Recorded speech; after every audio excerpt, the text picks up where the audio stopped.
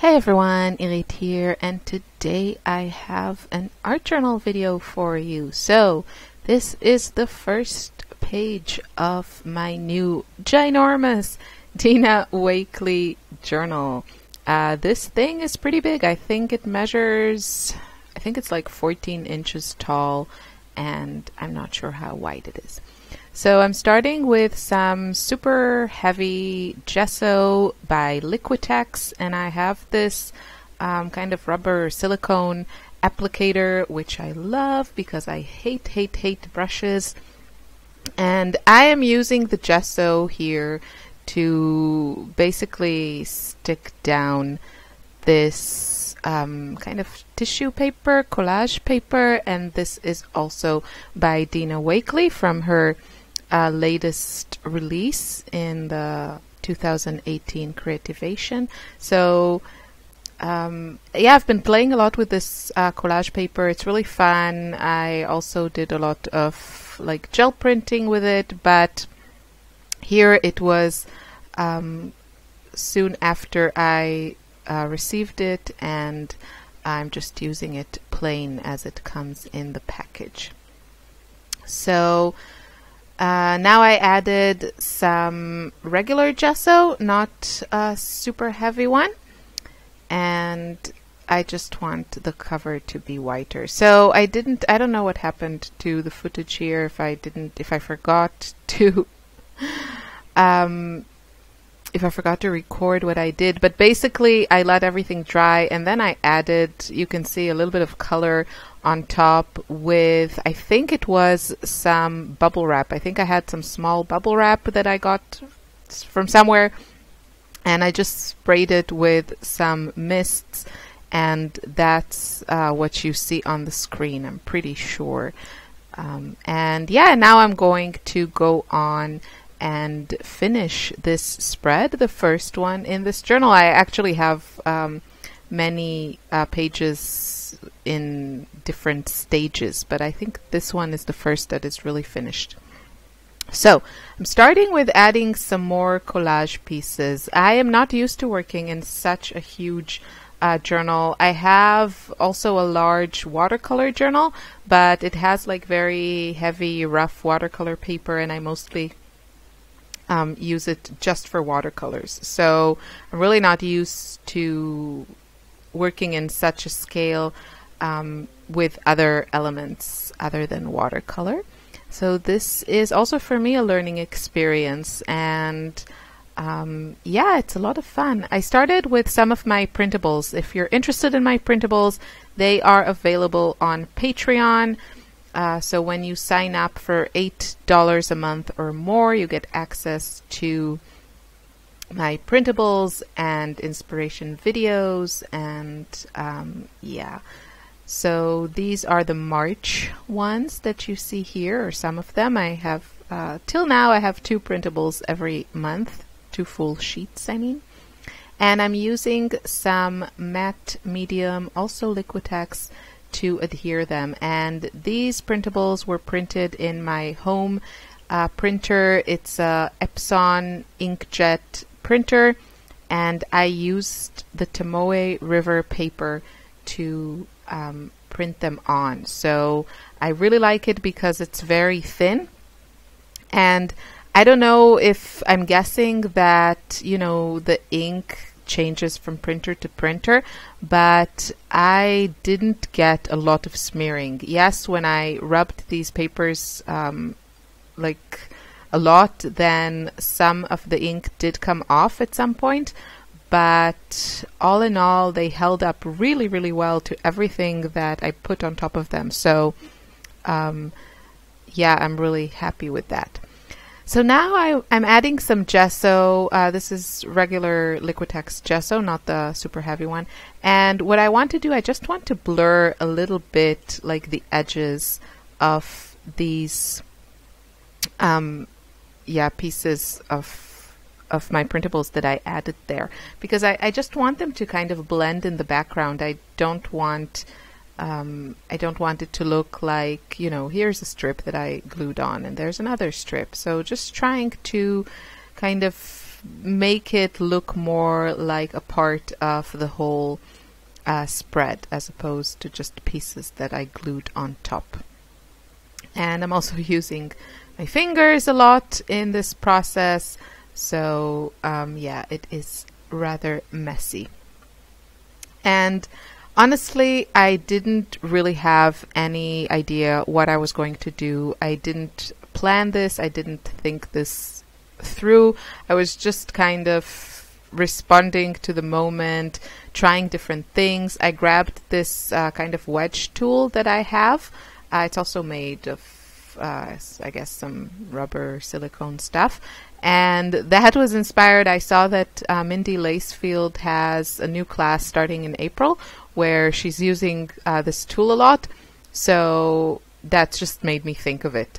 And yeah, you know, you should look around and think about the inspiration that you see around you and grab just bits and pieces from it.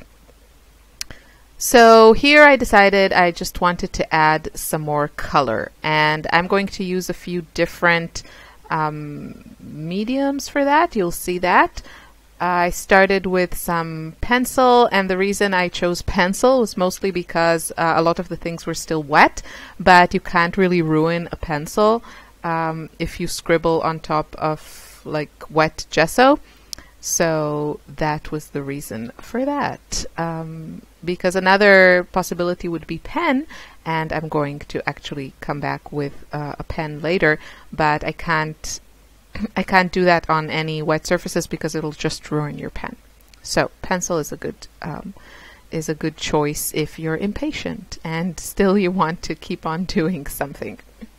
So now I was painting some butterflies, and this was, you know, a little bit inspired from this fantastic process video I saw on YouTube from Tandy Art, I want to say her name is. She's a fantastic mixed media artist. Also similar to Mindy Lacefield in kind of that little bit childlike style, which I really, really love, and I really respond to it, and I think they're both great. So she has, I saw on her Etsy store, some gorgeous butterfly printables. If you're interested, I hope I will remember to put a link. If not, search for Tandy Art. And yeah, so that was in my head because I watched it yesterday, and I thought, okay, maybe I'll draw some butterflies. They will, I think, eventually kind of disappear into the background, but yeah, it was something to do because I really had no idea what I was doing, but I wanted to keep doing something. So the butterflies, and also what I'm doing now is just playing around with some Inktense pencils, and I'm dipping them in the water as I draw, so the ink is released and activated, and yeah, looks a little bit more like watercolor as opposed to just a pencil line. And now I decided to grab my Scribble Sticks. These are the new Dina Wakley set. So Dina Wakley has 2 sets of Scribble Sticks, and this is the new one. It has some fantastic colors, and I'm just really in love with them. When I first received them, I compared them to my Neocolor 2, and the way that I was used to using them, there wasn't a big difference, and sometimes even the Neocolor 2 was a little bit better. But once I figured out how I prefer to use them, which is to just dip them in water and let the pigment release, I prefer these better than the Neocolor 2. You can do the same with Neocolor 2. You can also dip it in water and then draw with it, but the Dina Wakley ones they release the pigment a lot faster. And for this particular technique of using them, I think they're better. So now I'm going to add kind of my focal points for this. The thing is, with this huge size, it's just a different scale, and you know, a lot of the stamps that I have and different stuff I use for focal points, they are kind of small, and it's just with this huge journal I kind of have to rethink the size and type of things I'm going to use as focal points. So For this one, I kind of decided to make my life easier, and I just went with some small flowers that I stamped on paper and fussy cut them. So I'm using now some hot glue to adhere them. And I'm going to use the Scribble Sticks, again dipped in water, to spread to paint them, to add some color, and I'm also using my finger to smudge them.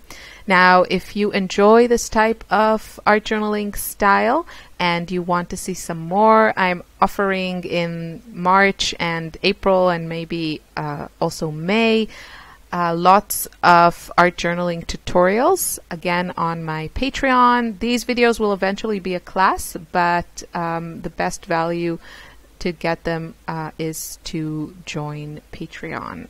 And in March, I show you how to create backgrounds with ink sprays. I show you how to do collage work on tags, and we also do some foiling, and we stamp some focal points, and then we put it all together. So if you're interested in that, check the link in the description box. And now I'm just adding some more color with the Scribble Sticks. You can see how pigmented they are, and it's just a lot of fun to play with them, because I also managed to splatter a little bit with them. Yeah, I'm really enjoying them. I think I had the first set of Scribble Sticks lying in my stash for like a year until I found a way to use them that really works for me. So don't give up on your supplies and try to find a way. You know, one really great way of using a supply is all you need to really enjoy it. And yeah, that's what happened to me with the Scribble Sticks, and now I'm really happy that there's the new set, because the colors in it are fantastic. So now everything is dry. I helped it a little bit with the heat tool. I don't think this was on tape, so just telling you that everything was dry, because you don't want to ruin your pen if your paint is still wet. So I'm using this pen just to add some scribbles, doodle on things that are already there. Really keeping it simple. I'm not a master doodler, so I really keep it simple and kind of work with what I already have on my background. And the fact that I use the Printables makes it very easy, because there's already color and pattern to kind of go with and just emphasize and go over again. And it's all these details and lines and doodles, and it gives the whole piece you know, a more interesting look. There's more layers and more detail, and it's just more interesting to look at and get lost in all the little details. So yeah, just going over some of the butterflies, the flowers, everything. And now I'm also going to add some journaling, and this is kind of just some words really flowing. I really let go and kind of let the words flow. Sometimes it becomes quite poetic, I might say, but most of the time I try to write it in a way that it's illegible anyway, because I don't want people to read my private thoughts or little poems that I make up as I doodle. And but I still want to include handwriting.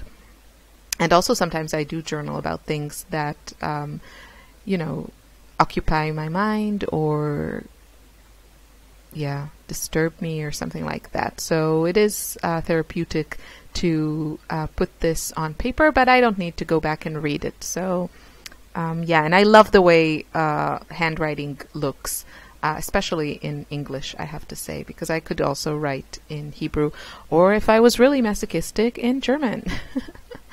So now I want to add some details in white, and we are getting close to the end of this. So you can see this, I would say, is a very colorful art journal spread. Yes, the flowers are somewhat of a focal point. I think they do stand out a little bit from the background, but there's also a lot going on in the background, and that's okay, you know. it's art journaling. There are no rules. You can do what you want. And I just love all the layers and all the colors. These are my happy colors. This is definitely my color scheme. You probably know that by now.